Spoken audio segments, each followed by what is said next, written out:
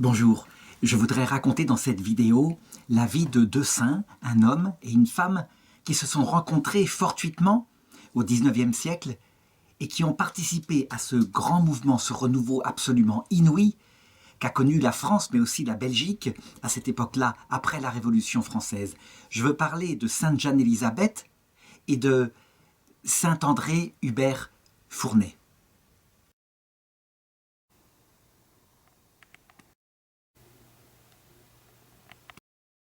Et en effet, il faut parcourir cette histoire pour se rendre compte à quel point ça a été un renouveau inouï, un renouveau qui en plus a eu une influence sur le monde entier, puisque à partir de cette floraison, eh bien, l'évangélisation, les missionnaires sont partis et ont conquis au Christ une grande partie de l'Afrique, de l'Asie, de l'Amérique du Sud, qui était déjà catholique, mais tout de même. On peut dire que le sang des martyrs de la Révolution française, véritablement, a été une fois de plus semence de chrétiens. Ce qui montre bien que ce qui fait la richesse de l'Église, qui sans arrêt entre en persécution, voire en décadence, et se renouvelle, c'est la sainteté des hommes et des femmes qui la composent, et ce ne sont pas les beaux bâtiments. D'abord, il me faut raconter l'état de l'Église catholique avant les événements de la Révolution française. Ce sont des époques où vont naître ces deux saints. Cette histoire se situe d'abord en France, dans la région centre-ouest de la France, une région qui est certes profondément catholique, surtout dans les campagnes, mais qui en même temps voit l'Église catholique vivre dans un certain ronron quotidien, tout simplement parce que c'est la pensée générale du temps. Et on sait bien que lorsque l'Église constitue la pensée générale de son époque, eh bien, la ferveur y est moins forte. En effet, le message du Christ n'est pas un message de la terre, c'est un message qui annonce la vie éternelle et qui se fonde sur des qualités que le monde déteste. Ainsi, lorsque l'Église est mondainement aimée et respectée, eh bien, c'est souvent que ces valeurs n'ont pas été tellement mises en avant. Pourtant, il y a des familles profondément chrétiennes et, comme toujours, des mamans qui insufflent à leurs enfants la profondeur de leur foi, en sachant que cette vie est passagère. Ainsi, le 5 juillet 1773, dans une famille, la famille Bichier des Ages, qui est une famille de petite noblesse, dont le père a un certain titre qui s'appelle le titre d'écuyer et quelques charges qu'il a pu hériter de ses propres parents, eh bien naît une petite fille qu'on va appeler Jeanne-Élisabeth. Jeanne-Élisabeth Bichier des Ages. Donc, il y a un certain titre de noblesse. La maman a déjà eu 3 garçons et elle est heureuse de voir une si petite fille que dans sa prière, elle la consacre à la Vierge Marie dès sa naissance en suppliant la Vierge Marie « Rendez-la heureuse, cette petite fille, rendez Élisabeth heureuse ». Elle pense évidemment à un bonheur terrestre, mais quelque part aussi au bonheur céleste, parce que c'est une famille chrétienne. Et c'est vrai qu'elle va passer une enfance heureuse autour de cette famille, en ces temps de paix, avec une maman qui, à une époque où il n'y a pas de sécurité sociale comme maintenant, une époque où on apprend aux petits-enfants à faire la charité, et elle le fera avec sa maman très vite, auprès des mendiants qui passent de temps en temps auprès de la maison, et on leur donne. Il y a donc, dès sa naissance, pour cette petite fille, un climat d'amour de Dieu. Et on peut dire que le baptême qu'elle a reçu, eh bien, on le fait vivre par une vie chrétienne paisible, mais aussi par des enseignements que tient à lui donner sa maman, et des exemples non seulement par la pratique religieuse, il s'agit d'aimer Dieu, mais par la pratique de l'amour du prochain. Et c'est une éducation qui fonctionne, qui transmet très efficacement la foi, mais évidemment, une foi qui comme ça naît depuis l'enfance, il ne faut pas s'attendre à des grâces sensibles intenses, mais plutôt à une fidélité au quotidien, dans un devoir, dans un amour de Dieu au jour le jour. Dans son enfance, elle a l'occasion de faire des petits sacrifices, comme par exemple donner son propre morceau de pain blanc à un mendiant qui passe, et elle mange en échange le gros morceau de pain noir qu'il avait dans sa besace. Elle aura aussi l'occasion de rencontrer des religieuses qui sont étranges dans leur costume et que sa maman lui présentera comme étant les amis du bon Dieu. Et à chaque fois qu'elle observera leur façon de vivre et aussi l'honneur qui leur est donné parce qu'on les reçoit dans la meilleure pièce, on leur donne les meilleures chambres, eh bien, elle se dit que ça doit être quelque chose d'important que d'être amie du bon Dieu. Elle est toute petite, mais les graines de l'amour de Dieu se sèment ainsi dans son âme.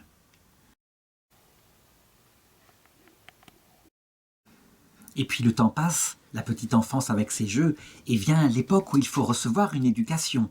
À l'époque, on ne s'occupe pas beaucoup des filles, mais Madame Bichier des Âges va s'évertuer à communiquer elle-même des notions fondamentales.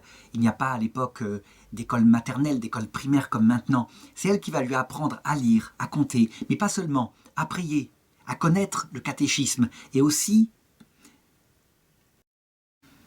à faire des tâches ménagères. Il n'est pas question, alors qu'il y a quand même une domesticité, il n'est pas question de ne rien faire.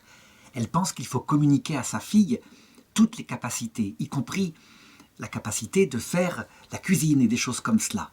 C'est une éducation fort diversifiée et fort moderne, et pourtant on est dans une famille noble. Et puis, à un moment donné, il faut une éducation plus poussée, alors on l'envoie dans une pension qui est à Poitiers, où Madame Bichier des Âges a 2 sœurs qui sont religieuses. Elle est donc reçue avec une grande affection auprès de ses tantes, mais il faut savoir qu'à cette époque-là, il y a une éducation qui est parfois sévère. Et puis, la séparation n'est pas facile. Ce sera le lot des petites filles dans ces milieux-là très longtemps, on peut dire jusque dans les années 1950. On a dans les reliques de Sainte Jeanne-Élisabeth quelques-uns des livres qu'à cette époque-là, elle doit travailler dans sa pension où elle restera 4 ans.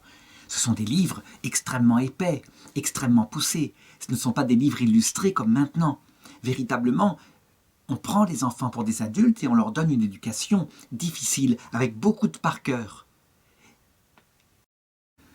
Ce sont des religieuses qui s'occupent de ça et elles veillent aussi à donner aux jeunes filles une éducation artistique, de la musique par exemple, parce qu'on pense qu'on sera une bonne et habile mère de famille par une instruction, mais qui n'est pas poussée comme celle des garçons, et aussi par une capacité à mettre de la beauté, de la joie, de l'amour dans la future maison qu'elles devront tenir.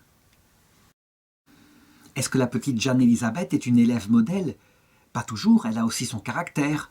Bref, elle est une élève absolument normale. Par exemple, un jour, voilà qu'un oncle passe pour la voir, c'est quand même sa nièce, et cet oncle est prêtre, et il veut l'interroger pour voir où elle en est, quel est son niveau de catéchisme. Évidemment, ses réponses sont un peu lamentables, si bien que lui se montre très sévère.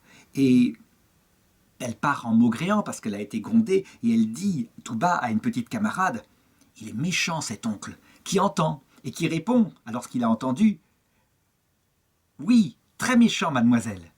Il le répond sans doute avec humour. Toujours est-il qu'elle se souviendra de cette anecdote des années après, et elle sera encore toute honteuse d'avoir eu une réflexion comme ça, que lui avait entendue. Il ne lui en voudra pas plus tard, et bien sûr, il l'aidera. À partir de ses 11 ans, on la prépare à sa première communion et aussi à sa confirmation. Et elle les reçoit avec une grande piété. C'est d'ailleurs assez étonnant de voir qu'à cette époque-là, où c'est pourtant très rigoureux, cette rigueur et cette préparation sainte au sacrement marquent l'âme des enfants. Alors que, très souvent, à partir des années 1950, eh bien, les enfants font leur communion et puis c'est comme l'acte d'apostasie qu'ils feront. Ça veut dire qu'ils n'iront plus après à la messe. Que se passe-t-il ? Eh bien, sans doute une technique d'éducation, probablement, mais aussi les choses qui sont, à cette époque-là, tout naturellement dans l'obéissance. Et donc, on reçoit la grâce de Dieu par transmission des parents, et ça se fait normalement. Donc elle a acquis de l'enseignement de ses tantes et des autres sœurs une piété, si bien qu'un jour, une sœur la voit à la chapelle, où elle est très longtemps immobile, et elle lui demande ce qu'elle fait ainsi, et elle dit simplement « Je me consacre à Jésus ». Il y a aussi une chose qui la marquera. Certaines sœurs sont très sévères, elles jouent un peu le rôle de père, elles ont de l'autorité. Mais sa tante Saint-Prosper, elle a beaucoup de tendresse, beaucoup d'indulgence pour elle. Et ça l'aide énormément, puisque sa maman n'est pas là. Et donc, elle se souviendra toute sa vie. Ma tante Saint-Prosper avait de l'indulgence pour moi quand je récitais mes leçons. Les enfants ont besoin certes d'autorité, mais aussi de beaucoup d'amour. En 1787, Jeanne-Élisabeth a donc 14 ans et ses parents décident que 4 ans comme ça suffit, son éducation est faite et donc ils décident qu'elle va revenir à la maison. D'ailleurs, comme elle est assez bonne en classe, assez brillante, les tantes et les oncles essayent de dissuader les parents et de faire qu'elle puisse continuer ses études, mais rien n'y fait. À cette époque-là, il n'y a bien sûr pas de photographie, mais par contre, on aime faire des petits portraits de ses enfants dans leur jeunesse, et pour les garder ainsi dans sa maison. Et donc on a d'elle un petit portrait qui montre que c'est une très jolie jeune fille, et que très vite, avec la bonne éducation qu'elle a reçue, certainement, elle trouvera à se marier.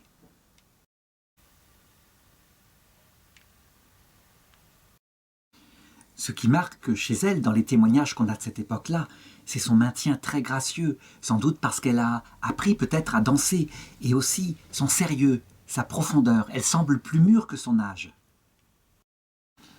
Mais les parents, quant à eux, veulent parfaire son éducation, et curieusement, ils ne la parfont pas avec, je dirais, de l'art, elle en a suffisamment, mais plutôt en l'habillant avec des vêtements de servante et en faisant qu'elle participe à toutes les tâches ménagères avec les servantes, afin qu'elle soit capable de tout faire, et sans doute de s'en sortir dans la vie. Eh bien, on peut dire que ces choses-là lui serviront plus tard. Évidemment, il n'y a pas que cela. Elle peut faire de l'équitation, on lui a acheté une belle tenue pour le faire. Et il y a aussi des sorties, des bals qui s'organisent dans le secteur où les jeunes gens peuvent se rencontrer. Si bien que, déjà, des demandes en mariage commencent à arriver. On ne sait pas ce qui se passe dans son âme à cette époque-là, mais on constate que lorsqu'il y a des danses mondaines, des danses pour adultes, eh bien elle ne s'en mêle jamais, mais elle va plutôt avec les enfants et elle organise des petites rondes pour les occuper. À un moment donné, alors qu'elle a atteint l'âge à peu près de 18 ans, voilà qu'un jeune homme vraiment bien, qui plaît beaucoup à sa maman, fait sa demande. Il demande à pouvoir la rencontrer et éventuellement l'épouser. Et la maman, elle paraît tout à fait contente de cela. C'est un garçon bien profond, sérieux, avec des conversations qui ne sont pas simplement superficielles. Et donc, il l'encourage à la rencontrer. Eh bien, elle est surprise par une telle demande, mais manifestement, elle refuse. Et sa mère n'insistera pas. C'est que on la voit de plus en plus, qui passe du temps à la chapelle, qui se tourne vers le Saint-Sacrement. Il y a quelque chose comme ça qui se passe dans son âme, et c'est probablement ce qu'on appelle la vocation, l'appel du Seigneur, sans doute parce que son âme, qui est profonde, a réfléchi au sens de la vie, et que quelque part, l'Esprit Saint provoque en elle ce désir peut-être de tout donner pour le chercher. Il semble même que l'appel de la vocation est très profond, même si elle n'en dit rien. En effet, un jour, dans l'église d'à côté, l'église de Béthine, elle reste 2 heures à genoux sur la dalle de l'église à prier. Et après, la dame qui fait le ménage, qui passe lorsqu'elle est partie, se rend compte que le sol est mouillé de ses larmes. On le voit à cette époque de l'ancienne France, où la France vit en paix. Eh bien, le sens de l'absolu continue de frapper les âmes et de les attirer, mais évidemment, par la vie religieuse, et en général une vie religieuse très austère, contemplative. Elle n'aura pas, je dirais, l'occasion de se consacrer ainsi, parce que voilà qu'arrivent les événements en France de 1789. Elle a 16 ans, elle est la seule enfant qui reste à la maison, 2 de ses frères sont rentrés dans la marine royale, un autre s'est marié, et voilà que les événements se produisent en France. D'où est-ce qu'ils viennent?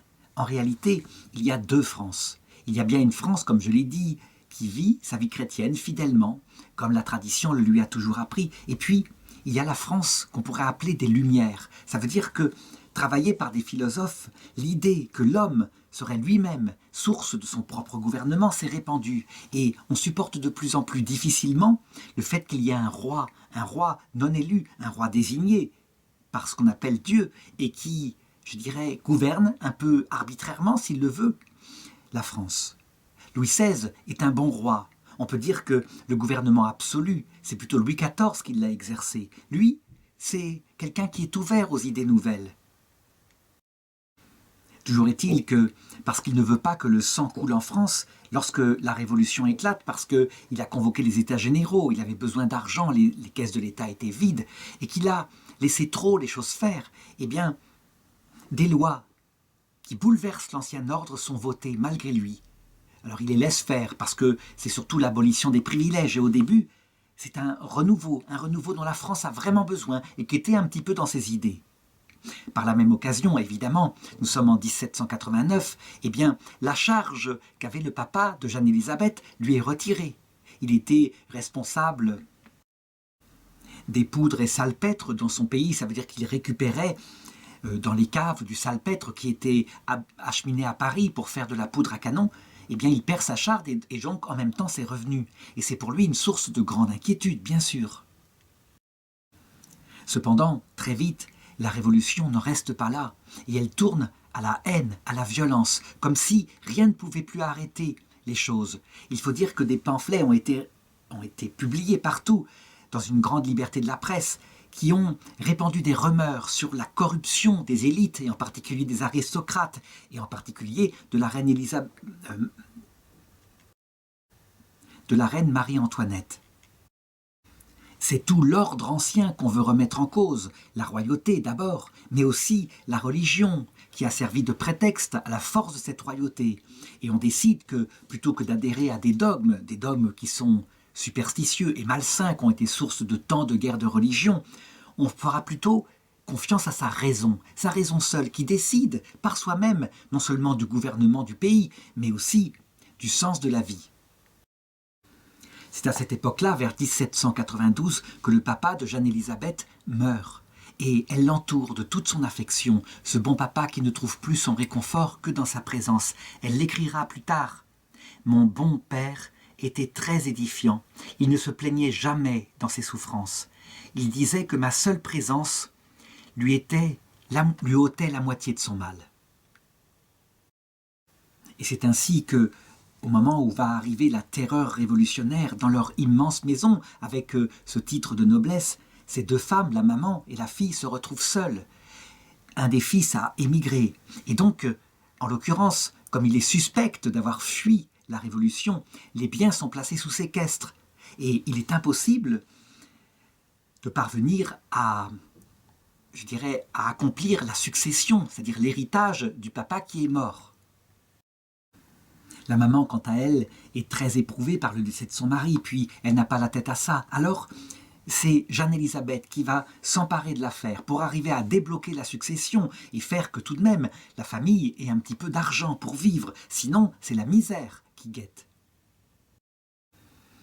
Elle va donc auprès d'un des frères de son père, son oncle de Moussac, et elle reçoit auprès de lui une initiation à la comptabilité parce qu'il faut qu'elle fasse un inventaire des biens. Et évidemment, ça ne se passe pas facilement. Ce sont des matières ardues. À un moment donné, elle se souvient, son oncle lui demande de faire un devoir particulier pour s'initier, et elle s'énerve, elle répond « Monsieur, je ne le ferai pas ». C'est le même oncle qui, lorsqu'elle était petite, l'avait grondée parce qu'elle ne connaissait pas bien son catéchisme. Eh bien, cette fois, il ne la gronde pas, bien sûr, il la prend avec patience, c'est une petite adulte. N'empêche que, là encore, Jeanne-Élisabeth se reprochera toute sa vie et se souviendra toute sa vie de ce moment d'humeur qu'elle a eu avec cet oncle si dévoué, si patient pour l'initier à ces matières-là. Être une jeune fille de famille un peu noble, être une jeune fille catholique en cette période-là devient dangereux. Et évidemment, les prêtres sont persécutés. On commence à exiger d'eux un serment à la Constitution. Ça veut dire qu'ils devront obéir à la nation plutôt qu'obéir au pape à Rome. Certains acceptent et beaucoup refusent. Ils sentent bien que leur autorité spirituelle, ce n'est pas l'État, c'est véritablement l'Église. Devant de tels refus, la Révolution française se durcit, si bien qu'à un moment donné, on décide de désacraliser des églises et même de les vendre, de les confisquer au clergé et de les vendre comme cela à l'encan. Si bien que l'église du petit village où elle est, elle-même, est pillée.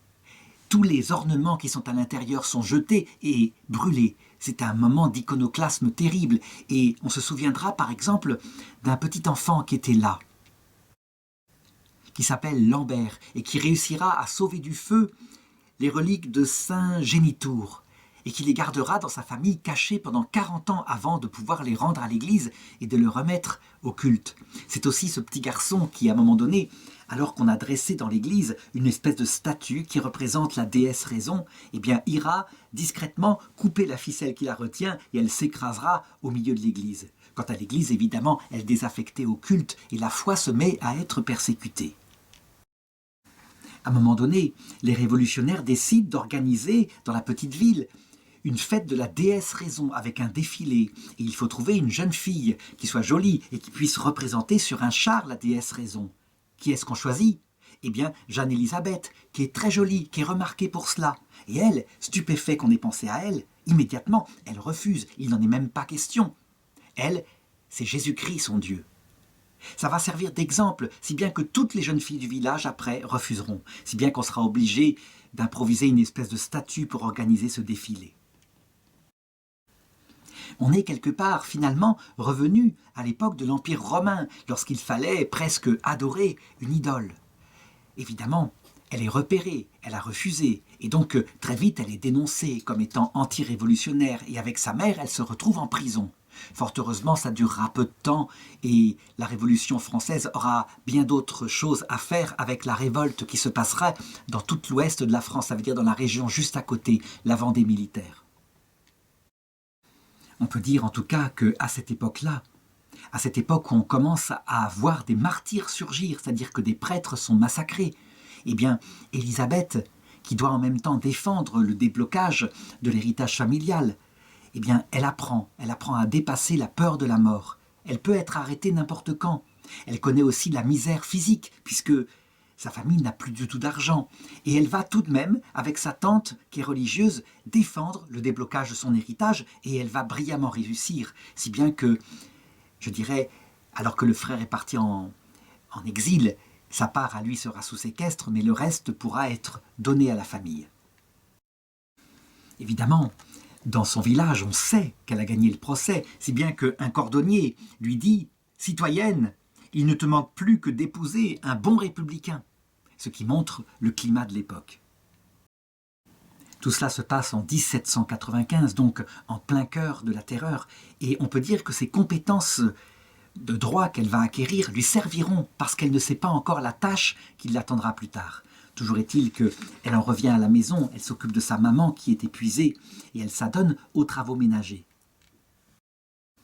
Dans toutes ces épreuves, ces soucis familiaux, sa foi s'est fortifiée.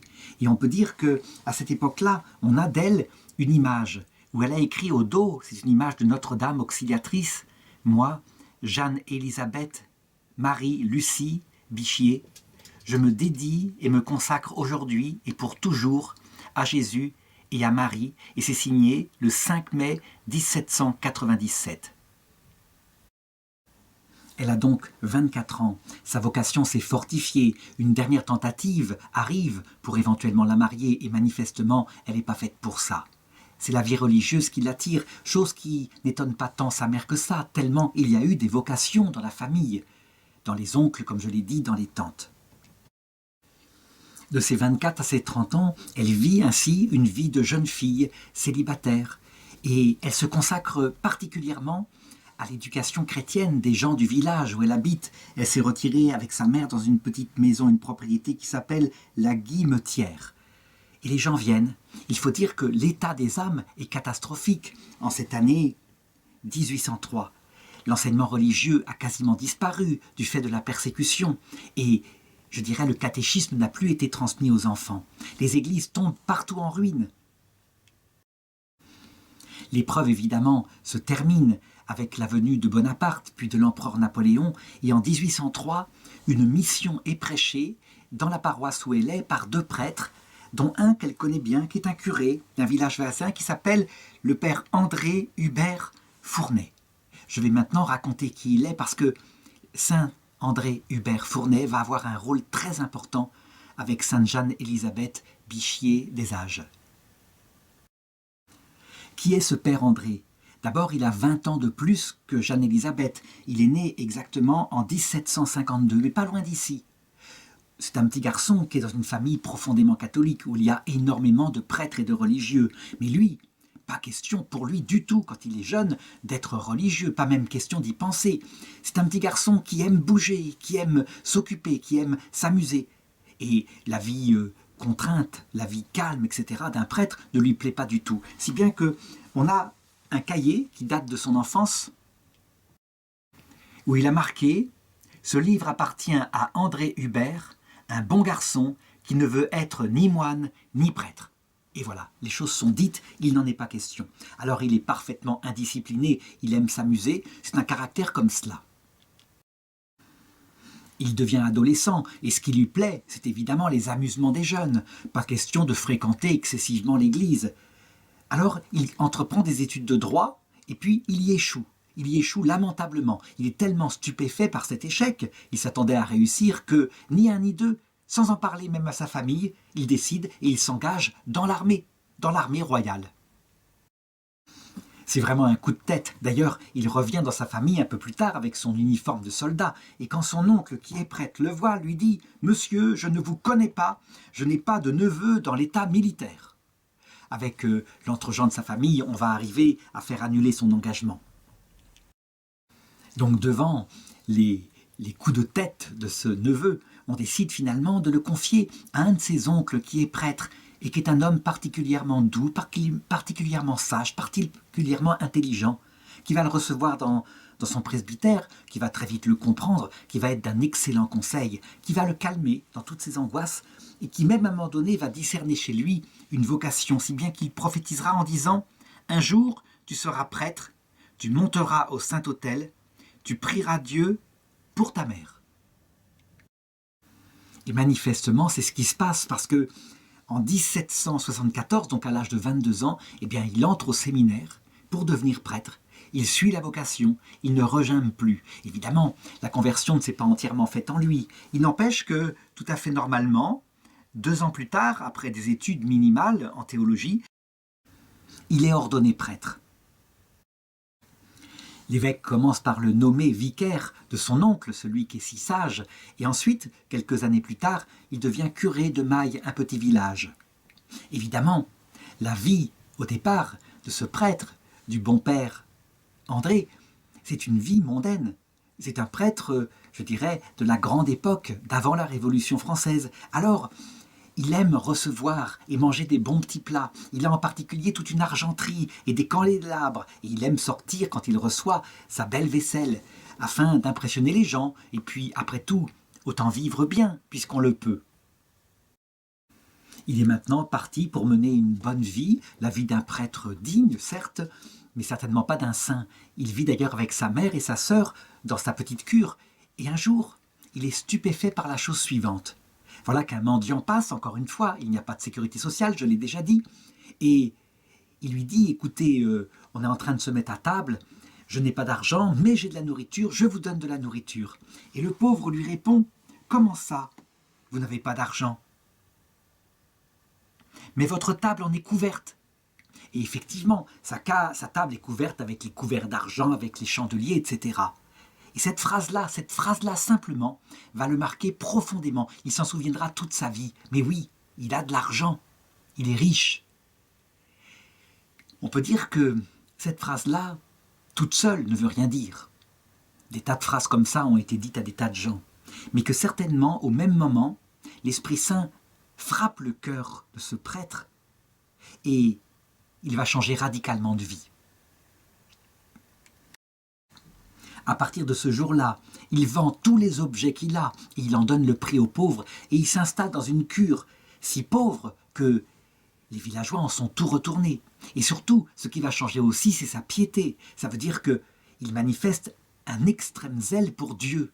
Et ça, c'est toujours important à dire. Ça veut dire que la pauvreté en elle-même n'est rien. Ces œuvres-là ne valent rien. Mais quand elles sont portées par l'amour de Dieu et l'amour du prochain, elles prennent toute leur valeur.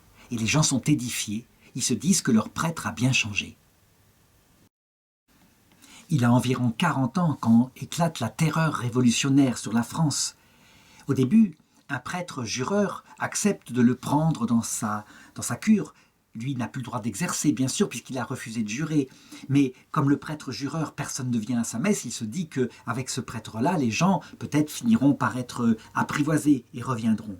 Il se rend compte que ça ne va pas du tout. Et donc, il quitte définitivement ce prêtre. Et il commence à célébrer la messe pour les gens qui résistent intérieurement. Il commence à la célébrer secrètement.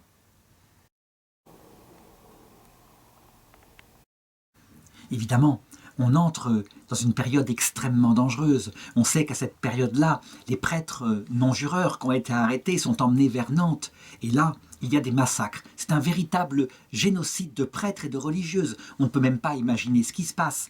Ça veut dire que, comme on ne peut pas utiliser la guillotine tellement il y a des prêtres arrêtés, on les met sur des bateaux sur la Loire, et puis on coule les bateaux, on les noie, quelquefois tout nus, un prêtre et une religieuse attachés, et ensuite leur corps est laissé au fil de l'eau qui se répand jusqu'à l'océan. C'est véritablement le sang des martyrs qui commence à sortir à cette époque-là, envers le meilleur du clergé catholique français, celui qui est resté fidèle. Plusieurs fois, le père André Hubert manque d'être arrêté. Par exemple, une fois, des soldats le surprennent et il ne sait pas comment faire pour s'en sortir. Alors il lui vient une idée parce qu'il pense qu'il va être tué. Il y a là un calvaire qui a été laissé au bord de la route, qui n'a pas été abattu, et il se met derrière le calvaire, ou plutôt devant le calvaire, les bras en croix. Si bien qu'on dirait un Christ. Et les soldats qui sont là finissent par partir en disant « Il faudrait être pire que les Judas pour chercher noise à un tel homme ». En 1792, ils se cachent avec une dizaine d'autres prêtres dans une propriété et ils sont dénoncés. Et ils sont arrêtés par la garde républicaine qui décide simplement de les noyer dans la rivière. Alors il a une remarque, peut-être avec un ton, peut-être badin, il dit « Citoyens, voudriez-vous gâcher l'eau de la rivière en y jetant cet arsenic de petits prêtres? Laissez-les donc s'en aller. » Et alors les gens rient ou je ne sais pas ce qui se passe, et toujours est-il qu'on les laisse partir et finalement ça se passe bien.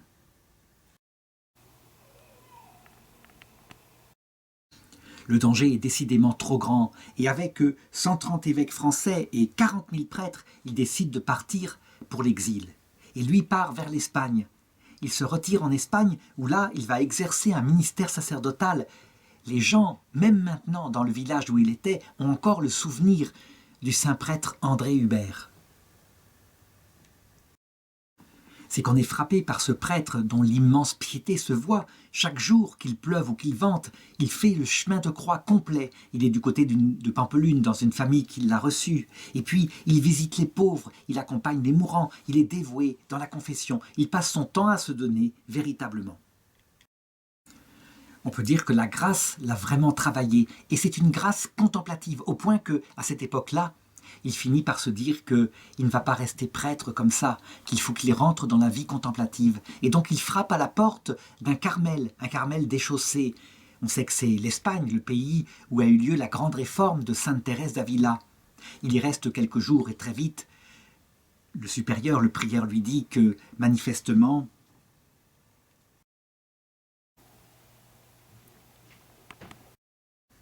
vous devriez vous laisser conduire par Dieu vers de plus grandes choses qu'il prévoit pour vous, et cela se fera dans le cadre retrouvé de votre patrie, donc de la France. Il y revient en 1797. Certes, Robespierre est mort, la terreur s'est un peu calmée, mais il y a encore eu des exécutions, à peine un an, des exécutions de prêtres, si bien que c'est encore extrêmement dangereux. Pourtant, il revient habillé en civil, dans sa paroisse de Maillet. Il est reçu par le forgeron, et sa sœur est là, qui le reçoit, qui est très contente de le voir. Alors il va continuer pendant cette période trouble, avant que ne disparaisse complètement la persécution. Il va continuer de célébrer en secret, auprès des gens qui viennent, et qui risquent parfois leur vie, en recevant les sacrements de prêtres non-jureurs.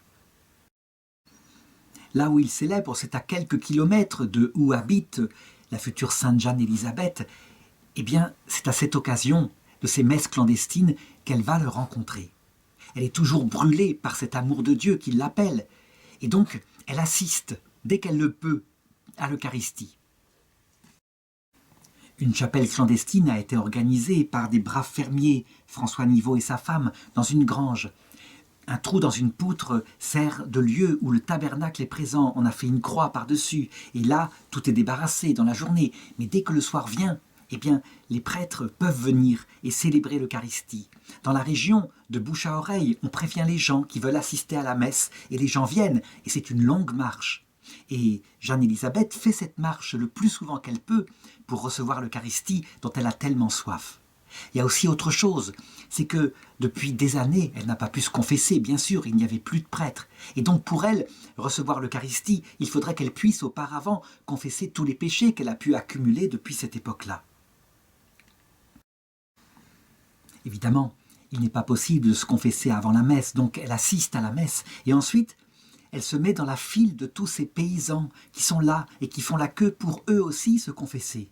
Et puis devant cette jeune fille qui est habillée différemment, qui n'est pas une paysanne, qui a des beaux vêtements de la noblesse, eh bien les gens s'écartent pour la laisser s'avancer, si bien qu'elle se retrouve en tête. Et le prêtre, lui, qui est le père André Hubert Fournet, a bien repéré qu'elle a pris la place des autres. Et ça, il n'est pas très content. Et donc il lui dit ceci.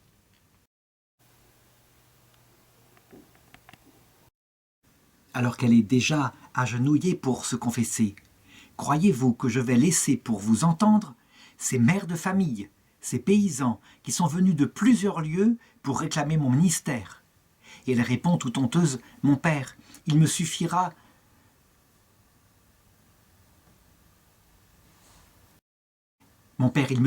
que vous consentiez à m'entendre en confession après eux, et j'attendrai. » Et elle attend effectivement, elle se met à la queue, elle attendra 5 heures pour enfin pouvoir se confesser. Et là, elle découvrira ce prêtre qui est extrêmement sévère, qui est très ascète et qui deviendra son directeur de conscience. Le père André Hubert ne remarque pas tout de suite qu'elle est une âme totalement donnée à Dieu.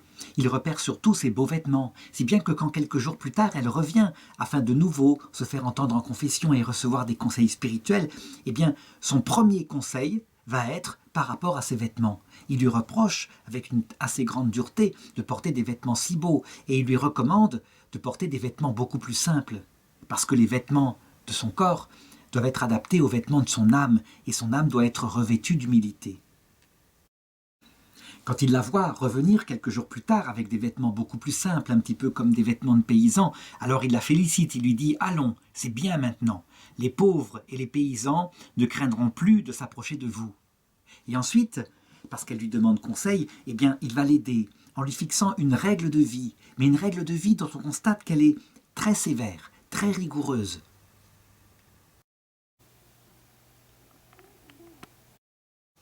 C'est une forme de vie religieuse qu'il organise pour elle, parce qu'il voit que ça lui correspondra. Mais tout est fixé, l'heure du relevé, le temps de prière, l'heure du coucher. Et puis, lui, qui est un homme absolument dévoué aux pauvres, il l'engage dans des œuvres. Ça veut dire qu'il l'engage à s'occuper des pauvres, à s'occuper des enfants, à donner des cours de catéchisme. Bref, il la met au service de son apostolat, entièrement.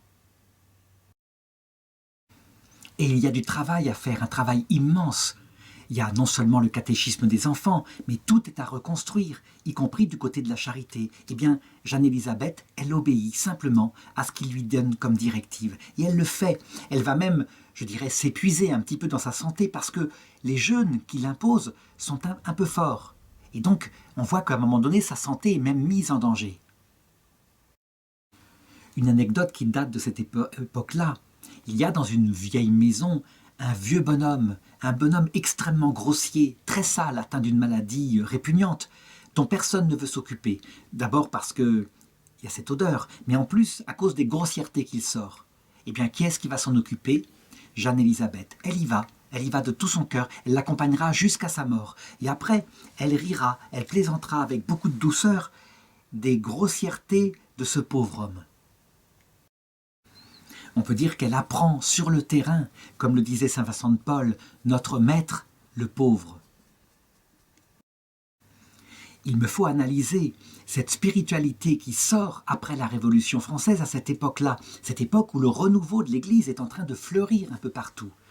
On peut le constater, c'est un renouveau qui est d'abord fondé sur une vie de prière intense et une formation catéchétique, mais aussi sur des sacrifices Ça veut dire que ce n'est pas un amour plaisant, ce n'est pas un amour sentimental. Quand il s'agit de se donner au Seigneur, on s'y donne dans des efforts, et des efforts parfois de jeûne qui sont poussés très loin.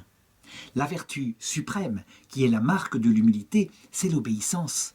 Et l'obéissance lui est demandée par ce prêtre. On peut dire qu'il y a là toute la qualité du renouveau de cette époque, mais aussi, en germe, tout le défaut de la décadence de cette époque qui suivra peut-être 60 ans plus tard.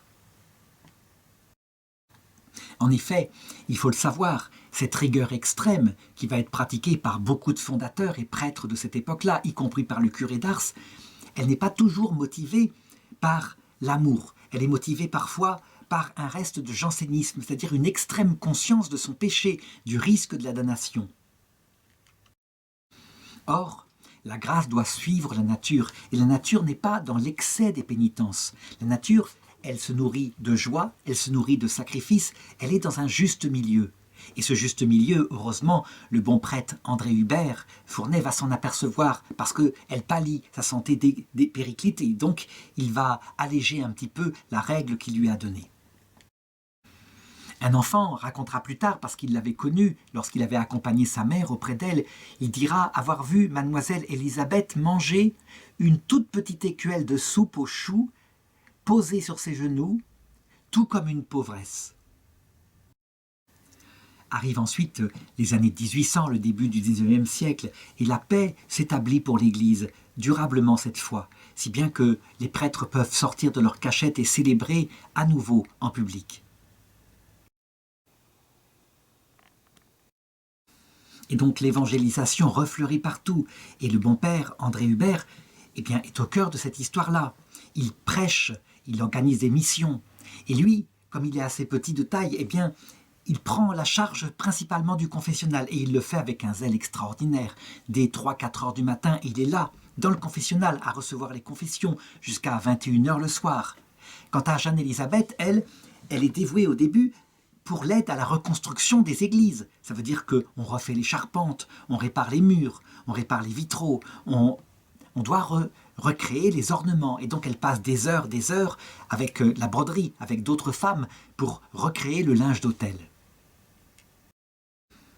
Certes, c'est très bien et les gens accourent, mais ce qui frappe le plus le père André Hubert, c'est l'état des âmes. L'état des âmes est catastrophique, il faut absolument s'occuper en particulier des enfants, recréer un cours de catéchisme. Et là, il a entre ses mains Jeanne-Élisabeth, à qui il confie cette tâche, où elle va se donner de tout son cœur. C'est vers cette époque-là, le 22 octobre 1804, donc alors qu'elle a 31 ans, que sa maman va mourir. Et à partir de là, évidemment, elle est libre, elle peut gérer sa vie comme elle l'entend. À cette époque-là, un peu partout en France, des prêtres de paroisse se rendent compte qu'il faut créer absolument des œuvres, tout est à refaire. Et donc, leur idée, c'est de créer des petites communautés ici et là, et des communautés qui grandiront, où on puisse recruter des personnes dévouées, peut-être même des religieuses, qui se consacreront à tous les besoins.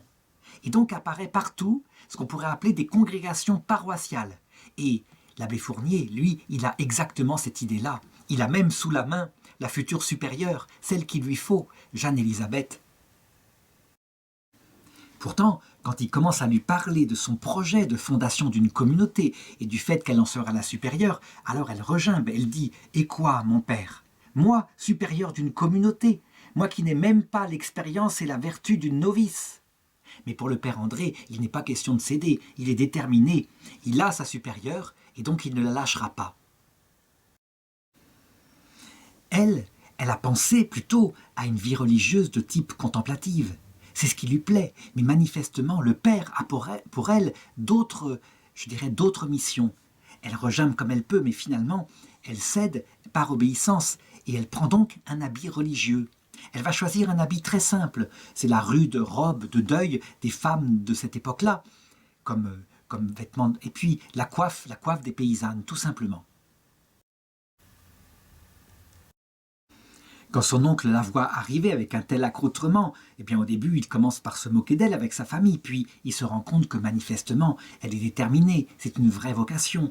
Pourtant, elle va rendre visite au Carmel. Carmel, c'est une communauté contemplative qui a été refondée dans le coin. Mais l'abbé Fournet je dirais, la harcèle. Il dit, il faut instruire les pauvres, il faut soulager les malades. Alors encore une fois, elle obéit et elle se donne à fond. Elle se donne à fond et elle s'épuise, si bien que son désir de vie contemplative la reprend. Et à un moment donné, elle se dit que peut-être elle pourrait rentrer chez les Trappistines. Elle se met d'ailleurs en silence. Le père ne va pas la lâcher et il lui écrit « À quoi pensez-vous, ma fille, de prolonger votre séjour dans une maison de paix, tandis que Dieu vous appelle au combat ? Hâtez-vous de venir ici. Il y a des enfants qui ne connaissent pas les premiers principes de la religion et qui n'ont personne pour les instruire. Il y a de pauvres malades étendus dans leur lit, sans secours, sans consolation. Venez les soigner, les assister à la mort. » Alors elle vient. Et le bon père a des mots auxquels on ne peut pas résister. Il le lui dit. Consacrez à Dieu dans la prière. Vous aurez le temps. Vous aurez le temps aussi, après votre mort, totalement de vous donner à lui. Mais en attendant, tant qu'il vous reste un souffle de vie sur terre, vous voyez bien que les membres du Christ vous appellent à cela. Et elle écrira plus tard, à propos de ce conseil spirituel, de cette direction spirituelle que lui donne le bon Père, « Je n'ai jamais consulté qu'une seule personne, le bon Père, sur ma vocation. Il me dit que dans ce malheureux siècle, il fallait se dévouer à l'instruction des pauvres. J'ai regardé que c'était la voie du ciel, et malgré que j'eusse un grand désir de vie plus retiré et plus austère, je me laissais conduire par ce saint homme. J'en bénis le ciel, puisque soigner et instruire les pauvres, c'est imiter le Maître lui-même. » Et l'abbé Fournet, au cours de ses tournées apostoliques, il a rencontré d'autres jeunes filles qu'il a pu convaincre de se dévouer à la même œuvre, si bien qu'au bout d'un certain temps, elles sont 5 jeunes filles. Et évidemment, celle qui doit les diriger, les conduire, c'est Jeanne-Élisabeth Bichier des Âges. Eh bien, le bon père ne s'est pas trompé, parce que, ne serait-ce que par son éducation, elle a les pieds sur terre et elle a le cœur au ciel. Il leur faut une maison. Et voilà qu'il y a une maison près qui s'appelle le château de Mollande, mais ce château est habité par une famille nombreuse. Eh bien, ni une ni deux, elle va voir la mère de famille et elle lui demande de pouvoir louer le château. Et la mère de famille lui répond avec bon sens « Mais je ne peux pas, il y a ma famille qui habite là, évidemment, elle n'est pas à louer. » Et puis elle réfléchit, et un peu plus tard, parce qu'elle a trouvé d'autres dispositions, elle va donc mettre ce château à la disposition de cette petite communauté qui vient de commencer et qui est au service du prêtre de la paroisse.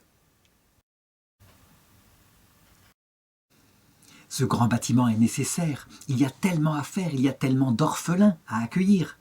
Alors le prêtre organise cela, il leur faut une règle. Pour l'habit religieux, eh bien, on prendra celui qui prendra le moins de tissu, parce qu'il faut faire des économies. Elle a 34 ans en 1807 quand enfin il trouve un nom pour sa communauté, il les appellera les filles de la croix.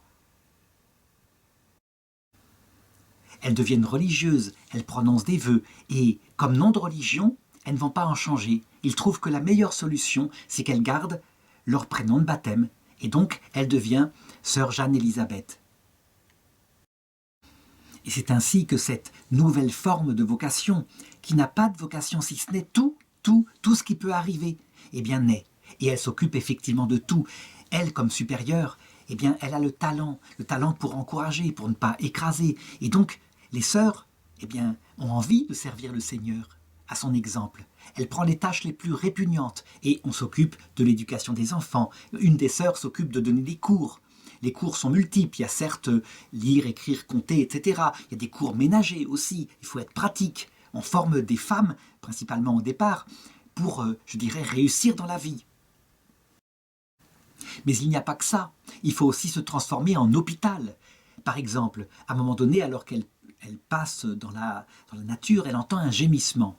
Elle demande à un berger qui est là et qui lui dit « Oui, dans la grotte un peu plus loin, il y a une folle, là, une vieille femme qui est là, qui s'y est mise depuis quelques jours et puis qui gémit comme ça. » Elle passe à travers les fourrés, elle va voir et elle trouve une personne qui est manifestement atteinte de ce qu'on appellerait maintenant la maladie d'Alzheimer et qui est couchée par terre dans la pire des misères et des crasses. Qu'est-ce qu'elle fait ? Eh bien, elle la ramasse et en s'appuyant avec elle, en la portant un petit peu, elle la ramène à la maison. Là, il va falloir la laver de toutes les façons possibles et on se rend compte qu'elle a perdu complètement la tête. qu'elle a aussi un cancer, donc elle est en fin de vie. Eh bien, elle va s'en occuper jusqu'à sa mort, avec un dévouement total. Alors que personne, finalement, ne veut s'occuper d'un cas aussi difficile. Il faut bien voir, elle s'improvise donc infirmière avec tout ce que ça implique. Les changements, le nettoyage, les toilettes, etc. Dans la région, on sait ce qu'elle a fait et on commence à l'appeler la bonne sœur. L'expression de la bonne sœur, qui sera si célèbre au XIXe et XXe siècle, date de cette période-là. C'est la bonne sœur. Et c'est pas du tout péjoratif, c'est pas une insulte. Et la grotte où elle a recueilli la cancéreuse sera appelée dans la région la grotte de la cancéreuse et de la bonne sœur. Elle se dévoue à tous, avec un zèle extraordinaire, un dévouement de tous les jours. Quand elle tombe sur quelqu'un qui a besoin des soins parce qu'il n'y a pas d'hôpitaux à l'époque, elle le reçoit sans se renseigner, uniquement par hospitalité. Par exemple, un jour, c'est un homme qui semble mourant, qu'elle a ramassé au bord du chemin, qu'elle arrive à ramener à la maison et qu'elle accompagne jusqu'à la mort avec les sacrements. Un peu plus tard, voilà que 2 gendarmes débarquent. On les a dénoncés. Cet homme-là, en fait, était un repris de justice, poursuivi par la police. Il avait mis le feu à plusieurs endroits. Et évidemment, on devrait la condamner pour cela. Toute personne qui aide des fugitifs ainsi est passible de la justice. Évidemment, les gendarmes se rendent compte qu'elle n'a fait ça que par dévouement et l'affaire s'en arrête là. Mais en tout cas, ça indique le dévouement total et universel que cette petite sœur, Jeanne-Élisabeth, va commencer à exercer avec ses campagnes dans cette paroisse rurale avec le bon père qui la dirige spirituellement. Où est-ce qu'elle trouve la force ? Eh bien, dans la forte spiritualité de cette époque. Ça veut dire que tout est fondé sur la prière. C'est parce qu'on aime Dieu qu'on aimera facilement son prochain. Est-ce que tout est rose ? Non, évidemment. Beaucoup de vocations vont commencer à se présenter. Et toutes n'ont pas une vie aussi intensément donnée à l'amour de Dieu. Si bien que parfois, avec, je dirais, la mentalité de cette époque-là, on verra des vocations de sœurs qui sont extrêmement dures, extrêmement sévères, parfois rigides, y compris dans l'éducation. Mais il y a aussi beaucoup de dévouement. On peut dire que la spiritualité du bon père André Hubert Fournet, eh bien c'est la spiritualité de son époque. Plein de dévouement, et un dévouement parfois un peu sévère. La bonne sœur Jeanne-Élisabeth est adorée de tout le monde, et en particulier de ses compagnes. Le prêtre, lui, quand il voit ça, eh bien, il se croit obligé d'exercer avec elle une extrême sévérité, une sévérité qui peut-être est inspirée par Dieu, peut-être parce qu'elle est en danger, étant très aimée, ne va-t-elle pas perdre son âme dans la vanité ? Et donc, à un moment donné, elle vient pour se confesser, et lui, eh bien, ce bon père, il va s'occuper d'elle avec une très grande sévérité. Il lui reproche la moindre imperfection. Le père André la réprimande, il la menace même, il lui dit « Vous n'êtes pas assez généreuse, vous êtes incapable d'aimer le bon Dieu comme il le désire. Ne comptez plus sur mes conseils. » Il semble mettre ces menaces à exécution, si bien qu'à un moment donné, accompagnée d'une grande élève qu'ils ont recueillie, une élève de l'école, eh bien, elle n'en peut plus. Elle va à la paroisse pour rencontrer le bon père et pour se confesser. Et donc, l'élève va prévenir le père en disant « Il y a la bonne sœur qui voudrait se confesser. » Eh bien, qu'est-ce qu'il lui répond ? « Qu'appelez-vous, ma fille, confesser la bonne sœur ? Allez lui dire qu'elle doit aller travailler, qu'elle est paresseuse, que ce n'est pas la confession qu'il lui faut, mais c'est la conversion. » Et elle ne quitte pas l'église, si bien qu'une deuxième fois, la petite élève va voir le bon père et lui demande s'il ne pourrait pas confesser la bonne sœur. Et de nouveau, c'est un refus. Et une troisième fois, de la même façon, et finalement, il consent à la recevoir. Cette sévérité est source en elle d'une grande souffrance, si bien qu'à un moment donné, et sans doute aussi à cause des jeûnes excessifs et du dévouement qu'elle donne, elle tombe malade. Et elle tombe malade de telle façon qu'on craint même pour sa vie. Et ses sœurs la soignent du mieux qu'elles le peuvent, et la nourrissent, et prient beaucoup pour sa guérison, si bien qu'elle finit par s'en sortir alors qu'on pensait qu'elle allait mourir. Quant au père lui-même, il est atteint d'une pleurésie, et à la prière, à la supplication des sœurs, finalement lui aussi est guéri. Cette maladie était peut-être providentielle et visait justement à faire que sa sévérité un peu lève le pied. En tout cas, c'est la période, nous sommes à peu près vers 1809, la période où les vocations commencent à affluer dans tous ces ordres paroissiaux. Et effectivement, les filles de la Croix aussi reçoivent énormément de postulantes et aussi de novices. En 1816, elle a 43 ans et c'est devenu assez important. Il y a beaucoup de congrégations de ce genre et donc les évêques essayent de rationaliser les choses. On prend des liens ou des communications avec d'autres initiatives du même genre en se demandant si on ne va pas fusionner pour faire quelque chose de commun. Manifestement, ça n'aboutit pas et les sœurs de la Croix doivent rester autonomes. Et on n'imagine pas le trésor de dévouement que ces petites sœurs vont avoir en une période, nous sommes en plein dans les guerres napoléoniennes, une période où la France connaît parfois la disette, voire des risques de famine. Nous avons des témoignages par Anne Guérinaud, c'est la jeune élève qui à un moment donné racontait comment par 3 fois elle avait dû demander au père pour confesser Jeanne-Élisabeth. Et elle raconte que elle, qui était devenue finalement religieuse sous le nom de Sœur Barbe, à un moment donné, il n'avait même pas de quoi manger dans le couvent, si bien que la sœur, comme elle était encore adolescente, l'avait renvoyée chez son père afin qu'elle puisse manger un bon repas le soir en lui défendant évidemment de parler du fait qu'elle n'avait pas de nourriture. Ce que n'avait pas fait Anne, évidemment, elle avait parlé à son père et donc elle était revenue le lendemain matin avec du pain et du fromage que le père avait donné pour aider la communauté. Eh bien, il y avait ce déjeuner, c'était quelque chose de bienvenu, on n'avait pas mangé la veille. Il y avait d'abord eu la messe, les prières, tout, et puis ensuite on s'était mis à table. L'âme était première, et puis ensuite le corps. On vit très pauvrement, mais on vit surtout avec la chaleur de sœur Jeanne-Élisabeth qui est là et qui entoure ses sœurs et qui leur donne du courage, si bien que la pauvreté n'est pas ressentie durement. Elle fait parfois des gestes qui sont de la folie. Un jour, par exemple, elle rencontre un mendiant qui marche dans la neige, dans une très grande misère, et elle voit que ses pieds sont nus dans des sabots absolument inconfortables. Alors ni une ni deux. Jeanne-Élisabeth prend ses propres chaussures et les lui donne. Et puis, elle met les sabots du pauvre. Évidemment, impossible de marcher plus loin, ça ne va pas du tout. Et donc, la sœur qui l'accompagne lui dit d'attendre ici, parce qu'on ne peut pas marcher non plus pieds nus dans la neige, on risquerait d'attraper des engelures, et qu'elle va revenir le plus vite possible avec des bonnes chaussures. Eh bien, sœur Jeanne-Élisabeth se rappellera qu'elle a attendu tellement longtemps qu'elle a cru mourir de froid dans cette forêt. On a beaucoup de témoignages de cette époque-là, du dévouement extrême des sœurs. Par exemple, en 1815, voici qu'un régiment de l'armée vient en cotonnement dans la région où est sœur Jeanne-Élisabeth. Et puis, elle apprend que la femme d'un des soldats ou d'un des officiers s'est cassé la jambe par une mauvaise chute et que personne n'est là pour la soigner, il n'y a pas de chirurgien. Alors elle se propose, on l'accueille avec des ricanements, il faut dire que les soldats sont très grossiers, ils sortent de beaucoup d'années de guerre, et donc pourquoi pas. Et devant le dévouement, la délicatesse de ces petites sœurs qui vont remettre sur pied vite la femme de cet officier, eh bien on change complètement d'attitude, on est plein de respect pour elle. C'est aussi vers cette année-là, vers 1815, que sœur Jeanne-Élisabeth se blesse à un moment donné. Elle est en train de faire un travail et elle se cogne la jambe sur le timon d'une charrette, si bien que la croix du timon la blesse durement. Et la plaie, au lieu de guérir normalement, va s'infecter. Manifestement, c'est quelque chose de dangereux qui pourrait tourner à une septicémie, c'est-à-dire une infection du sang. Et donc, il faut qu'elle se fasse opérer. On l'envoie à Paris. Et là, il y a un chirurgien, mais il n'y a pas à cette époque-là, il faut bien le savoir, d'anesthésie comme maintenant, donc on doit opérer à vif.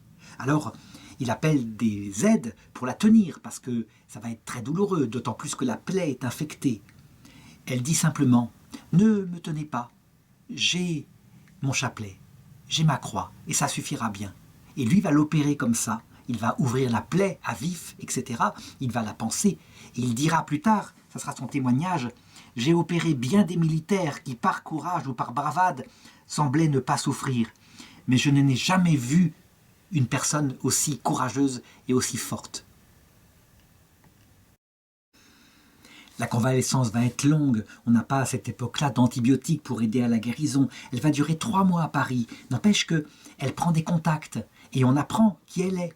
Si bien que peu à peu, des appels vont venir pour que des religieuses puissent venir à Paris, où il y a tellement de travail. On peut dire qu'à partir du moment de la chute de Napoléon, c'est une explosion de vocation qui arrive. Ça veut dire qu'ils s'en précipitent de tous les côtés. Et il faut se dévouer, il faut les former, postulat, noviciat, etc.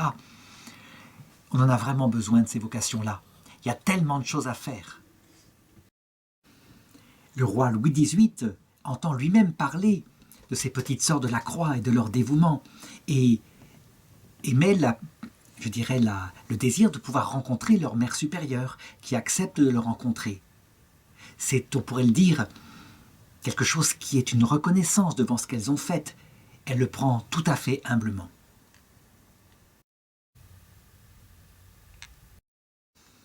Elle garde même une totale pauvreté. Et on peut dire que c'est la spiritualité de l'époque. Par exemple, un jour, elle rentre au monastère avec son costume de religieuse un petit peu mal coupé. Et puis, elle est là avec une cousine qui, elle, porte un nom de noble. Elle l'invite à monter dans la charrette. Et elle s'amuse à dire « ma cousine, ma cousine ». Elle est un petit peu offusquée d'être dans un équipage si pauvre. Mais elle lui apprend comme ça, elle-même, l'humilité. On peut dire qu'à cette époque-là, sans doute, le gouvernement des supérieurs agit parfois par l'humiliation afin d'apprendre l'humilité. C'est une spiritualité. Et elle le subit elle-même, mais elle le fait subir aux autres avec beaucoup de douceur, beaucoup plus de douceur que ce qu'elle ne subit elle-même. Par exemple, alors qu'elle a 45 ans et qu'elle revient, voilà qu'elle découvre que le bon père a décidé, sans même l'en avertir, de lui retirer sa charge de supérieur général. Pourquoi ? Parce que une sœur venant d'une autre congrégation lui a paru extraordinaire et faite véritablement pour diriger son œuvre. Alors, il l'a bombardée, supérieure. Et cette sœur-là, effectivement, paraît extrêmement fervente. Elle a un sens extrêmement fort du sacrifice, de la pauvreté, comme c'est à la mode à l'époque. Le père convoque sœur Élisabeth donc et lui annonce assez sèchement, et elle, tout simplement, elle devient une sœur parmi les autres, et il n'y a aucun reproche. Quant à la nouvelle supérieure, elle a un sens effectivement de la pénitence qui est extraordinaire, de la pauvreté en particulier, et elle fouille dans les cellules des sœurs pour voir s'il n'y a pas des objets qui seraient en dehors de la pauvreté, des souvenirs familiaux par exemple, et elle les fait détruire. De même, elle poursuit avec une grande rigueur et au nom de la consécration à Dieu, toutes les amitiés particulières, les amitiés que les petites sœurs peuvent avoir en elles, afin que tout soit fait en Christ. Mais elle le fait de manière tellement exagérée que, manifestement, il y a un malaise qui se met dans la communauté. Et à un moment donné, on le voit, les choses dégénèrent. Une des sœurs dit, et elle le dit avec beaucoup d'humour, mais quand même, elle le pense, avec de telles pénitencias, on n'a pas envie de se donner au Seigneur. D'ailleurs, une des servantes qui est là et qui aide à la communauté est tellement consciente des abus de cette nouvelle supérieure qu'elle dit à un moment donné « Si mes yeux étaient des pistolets, elle serait morte depuis longtemps. » D'où vient que le père André Hubert ne se rend pas compte des choses. Il va finir tout de même par s'en rendre compte parce que, au confessionnal, les sœurs se plaignent et c'est unanime. Donc il va se rendre compte qu'il s'est fait avoir, qu'il a pris pour de la sainteté, ce qui était en fait un excès du côté des moyens qui n'ont de valeur que liés à l'amour et à l'humilité. Si bien qu'à un moment donné, il va lui retirer sa charge de supérieur, il va remettre sœur Jeanne-Élisabeth comme supérieure à la grande joie de tout le monde. Elle sait s'y prendre parce que c'est fait de douceur, tout en étant à la mode du temps. Jeanne-Élisabeth a subi évidemment beaucoup d'humiliations. Et on pourrait dire que maintenant qu'elle est de nouveau supérieure, elle va pouvoir se venger de l'usurpatrice, de l'ex-supérieure que le bon père avait mis à sa place. C'est mal la connaître. Au contraire, bien au contraire. Elle l'accueille, elle la rassure, elle la met à sa place avec beaucoup de douceur. Mais en fait, elle se rend compte que, à cause de la rancune que les autres sœurs ont contre elle, il vaut mieux la changer de maison, ce qu'elle fait. Et ça ne va pas mieux se passer dans les autres maisons où elle accueille, si bien qu'on la change une nouvelle fois. Et finalement, elle reviendra dans le monde. Elle n'avait pas manifestement la vocation religieuse, mais quelque chose d'autre. Comment expliquer que le bon père n'ait pas vu qu'il se laissait circonvenir par une apparence de sainteté? Eh bien, tout simplement parce qu'il apprend lui-même. Il apprend avec l'expérience. Et comme disait sainte Thérèse d'Avila avec son bon sens, elle disait qu'elle préférait, comme directeur spirituel, un théologien plutôt qu'un saint. Parce que les saints, ils y mettent le zèle de leur cœur, mais les théologiens, ils y mettent l'analyse de leur raison. Alors évidemment, quand on a un saint qui est théologien, c'est l'idéal. À partir de ce moment, eh bien, plus rien ne va pouvoir arrêter le nombre des fondations. Les vocations affluent, chaque année ce sont des dizaines. Les fondations sont demandées partout dans des paroisses et ces petites sœurs se mettent au service, chacune là où c'est, et prennent en main toutes les œuvres paroissiales qu'il est possible d'imaginer. L'école, l'hôpital, le soin aux vieillards, les soupes populaires, etc., etc. Évidemment, il faut organiser les choses. Il faut par exemple une maison de formation qui soit assez grande. Et sœur Jeanne-Élisabeth repère un ancien couvent qui a été vendu à la Révolution française comme bien national et qui n'a pas moins de 14 propriétaires. C'est un ancien couvent qui date du Moyen-Âge, qui est magnifique mais qui est en ruine. Chaque propriétaire a un peu, je dirais, organisé sa parcelle à sa façon, parfois avec des petites cellules ou une petite maison, enfin ça n'a plus aucune unité. Eh bien, elle va s'y attacher avec ses connaissances de droit et elle va mettre des années pour acheter cette maison de formation et finalement, elle va y arriver. Tout va être remis en ordre, rendu magnifique, remis dans son état précédent et adapté à la formation et au noviciat des Sœurs de la Croix.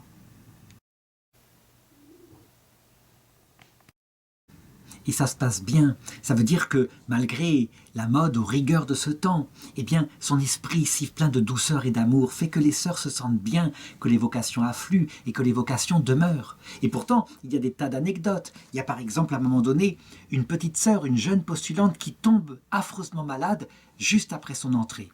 C'est une fluxion de poitrine. Et elle raconte elle-même. La sœur supérieure, alors qu'on m'avait donné l'extrême-onction, vint vers moi et elle me dit ceci: « Sœur Céleste, je vous ordonne de demander votre guérison au bon Dieu. » Et je la voyais qui pleurait. Ça veut dire que ce n'était pas seulement l'obéissance d'une supérieure, elle était pleine de tendresse pour ses petites sœurs. Alors aussitôt, moi qui étais malade, je fis une petite prière pour demander ma guérison et je fus exaucé parce que aussitôt je guéris et je fus sur pied le lendemain. Alors, pour montrer aussi les débuts, à quel point c'est pauvre, à un moment donné, une sœur n'a même pas d'oreiller pour dormir la nuit. Or, elle a l'habitude de dormir toujours avec la tête un peu surélevée. Alors, elle demande à mère Jeanne-Élisabeth la possibilité d'aller chercher une bûche au cellier pour s'en servir d'oreiller, ce qui est accepté. Et puis d'autres anecdotes, comme par exemple une invasion de punaises à un moment donné. Et ça, c'est terrible. Quand il y a des punaises, comment dormir? Elles peuvent piquer 10, 15, 100 fois la nuit. Et c'est insupportable.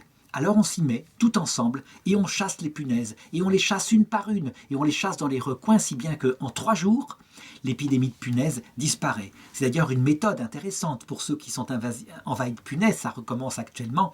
Quelquefois, en s'y mettant et en pourchassant chaque insecte un par un, on arrive à éliminer le danger. Son rôle de supérieur, elle le fait, y compris dans des soucis d'ordre d'organisation. Parce que le bon père, son défaut, c'est qu'il est aussi sévère, mais certes, mais il est aussi bon. Il est bon, ça veut dire qu'il écoute tout. Par exemple, à un moment donné, les nouvelles fondations qui sont à Paris estiment qu'elles doivent trouver un gouvernement autonome, pour avoir sur place d'ailleurs plus de facilité à s'organiser. Et donc elles en parlent au bon père, qui est le supérieur tout de même de tout cela, c'est lui qui l'a fondé. Et lui, il trouve rien à redire, il accepte.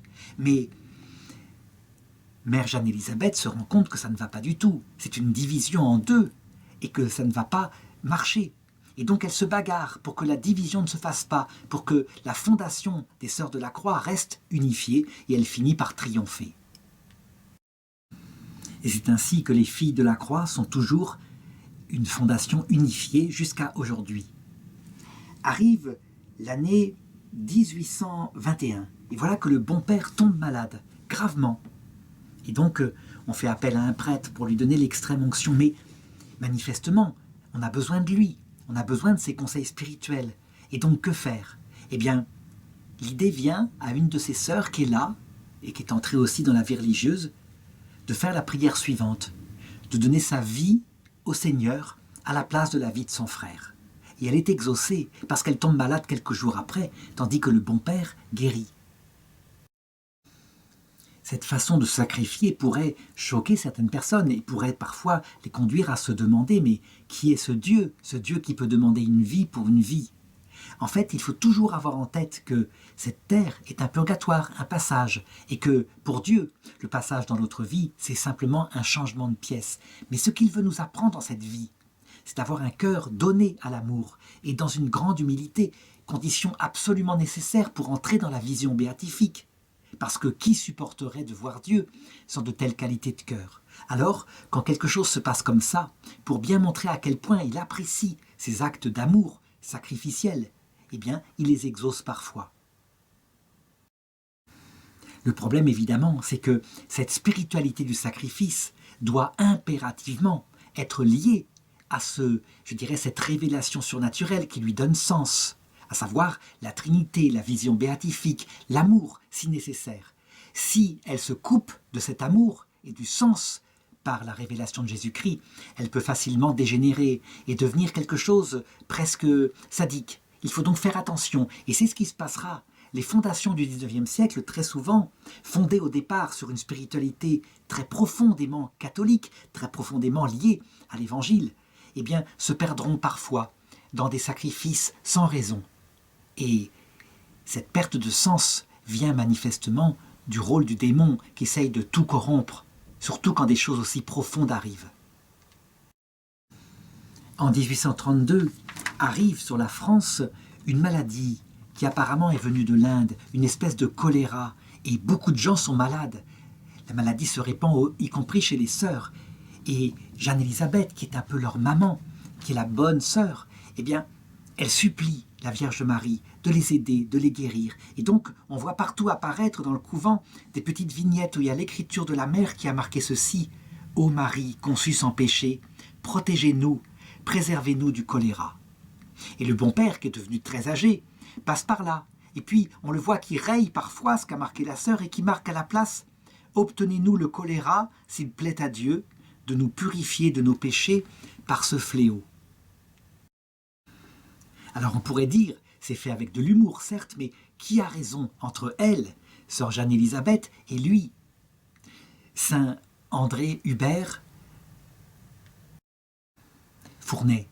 Eh bien je dirais que c'est les deux en même temps. Le cœur de cette femme, de cette maman, si proche de ses filles, si tendre, et le cœur de ce papa, plus sévère, mais qui sait qu'il faut fortifier les cœurs, les rendre forts face à l'épreuve et les préparer à la vie éternelle. Ces cœurs sont complémentaires. On a bien là la femme et l'homme ensemble qui sont à l'image de Dieu, un peu comme Jésus et Marie. D'ailleurs, c'est vers cette période-là qu'il va y avoir l'apparition de la Salette, où on voit exactement la même chose, où la Vierge Marie dit: « Depuis combien de temps je prie pour vous? Jamais vous ne pourrez comprendre à quel point j'ai prié pour qu'il ne vous arrive pas des malheurs. Et je ne puis plus retenir le bras de mon fils. Parce que vous ne cessez de jurer dès que vous conduisez les charrettes et de mettre le nom de mon fils au milieu. Et puis, personne n'observe le dimanche. On ne fait que travailler et se moquer de mon fils.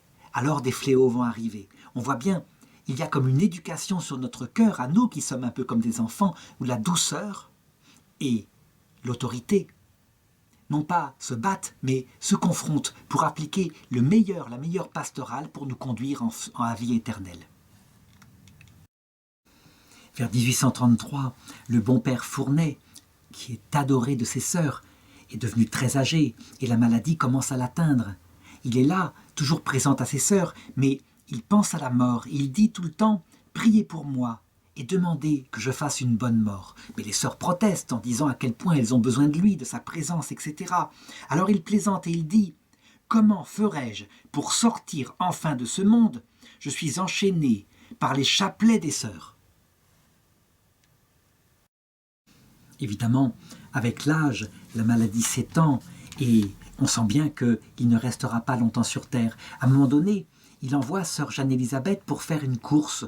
Et elle y va, mais elle a très peur de revenir et qu'il ne soit déjà mort. Donc elle revient très vite. Et quand elle arrive, il sait que c'est elle qui arrive. Alors il dit « Ah, la bonne sœur, c'est vous, ma chère fille. Dieu soit béni. » Et puis quelques jours plus tard, alors qu'elle lui demande s'il a besoin de quelque chose, il lui répond « J'ai besoin de la grâce de Dieu. » Le 13 mai 1834, à 9 h du matin, le bon père meurt. Et les gens de la région l'apprennent et ils disent tous « Le saint est au ciel ». et la nouvelle se répand dans toute la région avec, je dirais, ce bon sens populaire qui sait que quelqu'un qui est saint est parti auprès de Dieu. D'ailleurs, il va commencer à y avoir des signes autour du bon père pour bien montrer que sa sévérité qu'il a eue toute sa vie est celle d'un père. Par exemple, des sœurs, des filles de la croix, qui sont à 200 km d'ici, au moment même où il meurt, vont voir apparaître dans le ciel une croix de Saint-André. C'est manifeste. Or, la croix de Saint-André, on le sait, c'est la croix, justement, de son prénom, puisqu'il s'appelle le père André Hubert Fournet. Quant à Jeanne-Élisabeth, elle reste là, et le chagrin est très fort, surtout que les soucis de son cœur maternel sont de plus en plus grands au fur et à mesure que les maladies se développent chez ses propres filles. Donc, elle dit tout le temps ceci: « Ne me donnez pas le chagrin de tomber malade. J'ai déjà plus de peine que je n'en puis porter. » Elle n'est pas âgée, elle a 61 ans. Et vers 1837, alors qu'elle a 64 ans, eh bien, elle organise pour toutes ses sœurs 3 retraites successives, où elle leur donne les conseils spirituels qu'il faut. Et ça ressemble très fortement à une sorte de testament spirituel, puisqu'elle rapporte sans arrêt la même chose. « Ah, je vous en prie, n'oubliez jamais, instruisez bien vos enfants sur la Sainte Messe. Ne les laissez jamais prier trop rapidement. » Après ses retraites, elle qui est infatigable, qui a bien compris que sa vocation reste de s'occuper, tant qu'elle est sur terre, de tout et de tous, eh bien elle ne visite pas moins que 10 fondations. Et ensuite elle revient. Et à un moment donné, sa santé commence à se dégrader. Elle est atteinte d'une sorte d'infection de la peau qu'on appelle une érysipèle et qui la fait beaucoup souffrir. Et à un moment donné, une plaie qu'elle a sur la poitrine et qui suinte depuis des années se ferme. Et donc, en fait, l'infection qui est à l'intérieur, au lieu de se répandre à l'extérieur, se répand à l'intérieur. Et elle commence à entrer dans de grandes douleurs et de grandes fièvres. C'est sans doute une forme de septicémie. Toujours est-il que le 26 août 1838, elle rend son dernier soupir. Et l'agonie a été terrible. Elle a poussé pendant toute cette agonie de grands gémissements. Elle ne s'en rendait même pas compte. Elle était prise par un délire et par la fièvre. Elle avait prié avant de mourir en disant « Pour qu'on n'ait aucun égard envers moi après ma mort, je voudrais que mon corps tombât tout de suite en pourriture. » Et elle est exaucée. Ça veut dire que plus tard, quand on va déterrer son cercueil pour voir, comme ça se fait dans les procès de canonisation, on verra qu'il ne reste qu'un squelette. Qu'est-ce qu'on peut retenir de sa vie, de ce dévouement?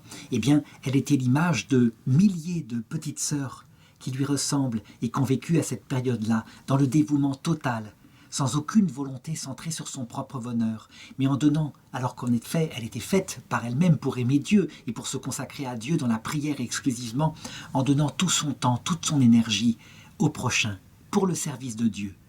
On peut dire que ces petites sœurs qui se sont multipliées à cette époque-là n'ont pas été assez reconnues. On peut dire que sans elles, tous les hôpitaux, toutes les infirmières des campagnes, toutes les institutrices n'auraient pas existé. Lors de sa canonisation, le pape dira qu'elle est une héroïne de la croix. Et je crois que c'est le plus beau titre qu'on peut lui donner. Elle est canonisée le 6 juillet 1947 par le pape Pie XII. Et on peut dire qu'avant, des miracles auront lieu qui confirmeront qu'elle est entrée au ciel ce jour-là. Et en particulier des guérisons sur des aveugles. Et puis,